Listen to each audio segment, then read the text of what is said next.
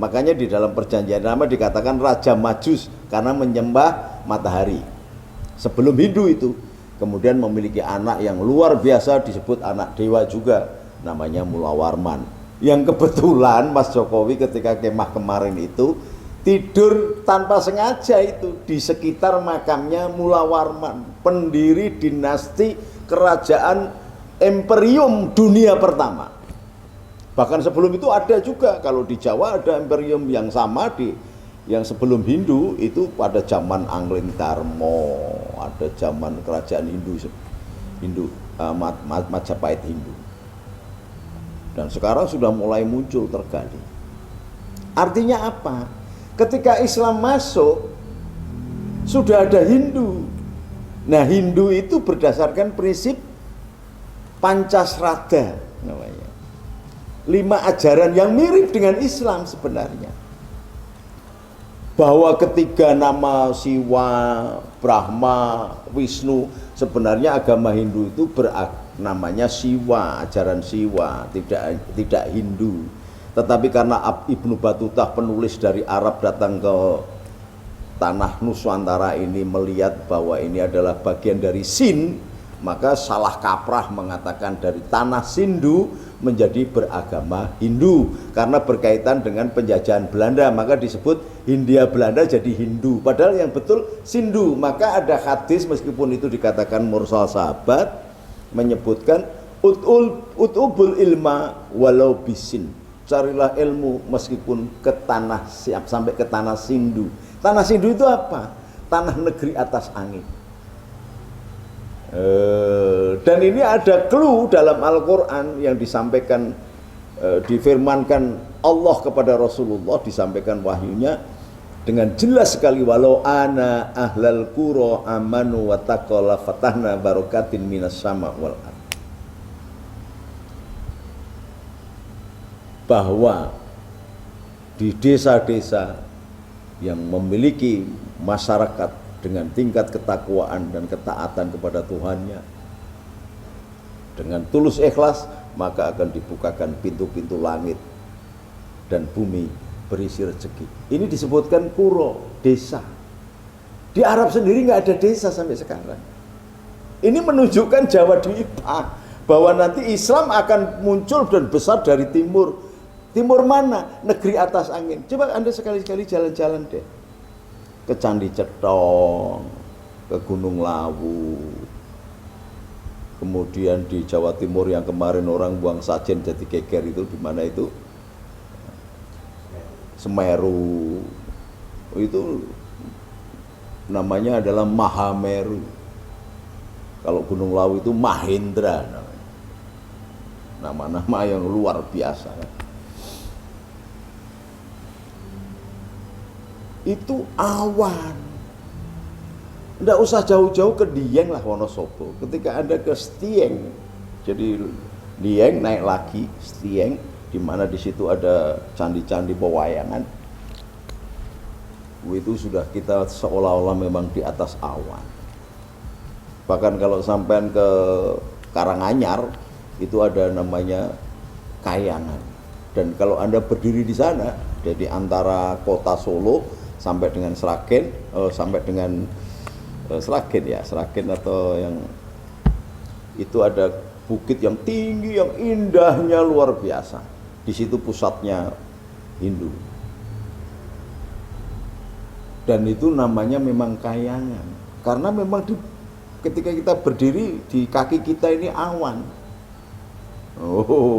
Maka disebut orang-orang Arab mengatakan akan muncul Islam dan berjaya dari negeri di atas awan. Nah, budayanya sangat luar biasa, menjadi rujukan seluruh dunia sampai sekarang.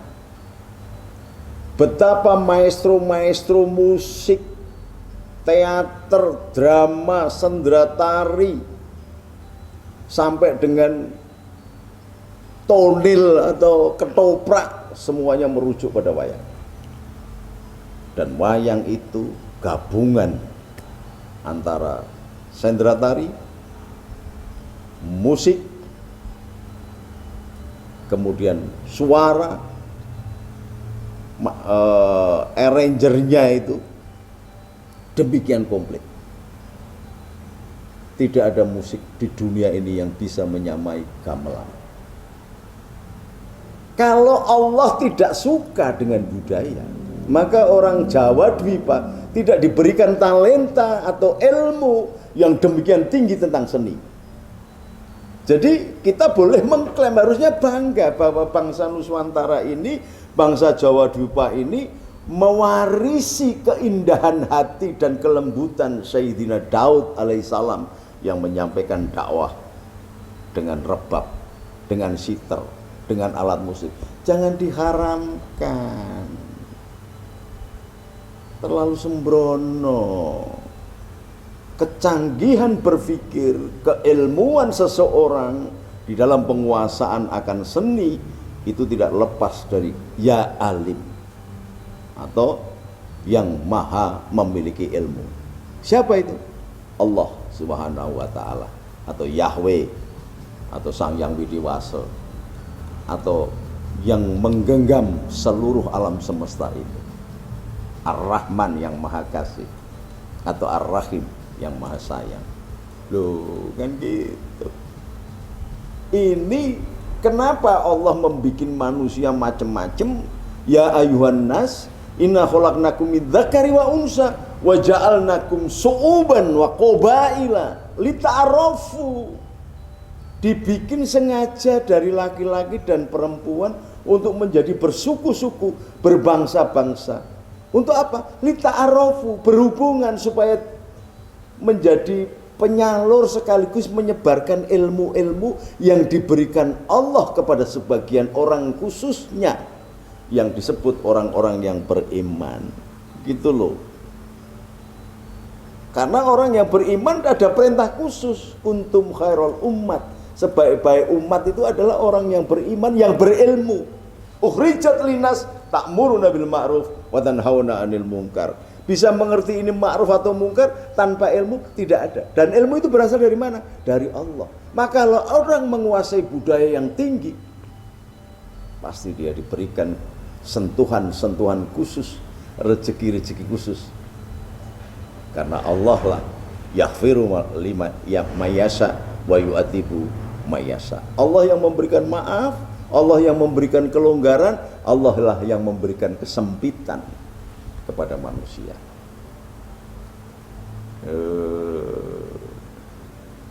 Apa dulu ada makhluk yang lebih hebat lagi? Ada yang ilmunya tinggi. Malaikat pun berguru kepada dia, namanya Haris pada zaman pertama.